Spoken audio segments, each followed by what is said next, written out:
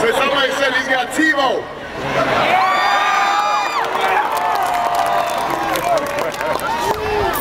Well, listen. Let me begin by saying some of you may be aware there was a bombing in Pakistan today. A number of people lost their lives. We don't know the full details yet, but I think it indicates the degree to which we are still dealing with an extraordinary terrorist threat. We had a bombing in Yemen earlier at the U.S. Embassy. Terrorism is still active. We still have much work to do hunting them down, and we are going to have to mobilize the international community to stamp out these terrorist threats once and for all, and we're going to have to do it on a unified basis. But our thoughts and prayers go out to the families of those who have been killed. Now, in addition to the threat abroad, I think everybody here understands that we've gone through some very difficult times this week at home. The events of this week have shown that the stakes of this election could not be higher. They could not be clearer.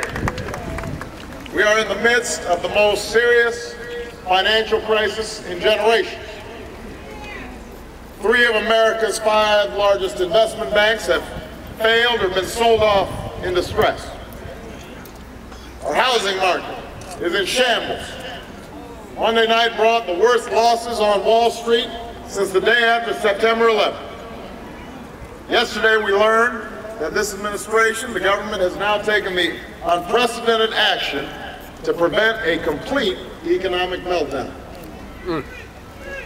Everywhere you look, the economic news is troubling. But for so many Americans, for so many folks right here in Jacksonville, right here in this area, this isn't really news at all. 600,000 workers have lost their jobs since January. Home values are falling. Your paychecks don't go as far as they used to. It's never been harder to save, it's never been harder to retire, to buy groceries or gas. And if you put it on a credit card, they probably raised your rates.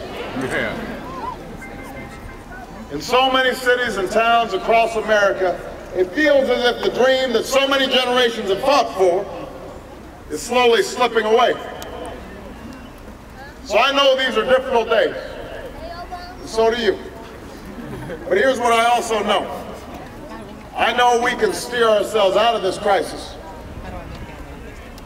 That's who we are. That's what we always do as Americans. Our nation has faced difficult times before, and in each of those moments, we've risen to meet the challenge because we've never forgotten that fundamental truth. Here in America, our destiny is not written for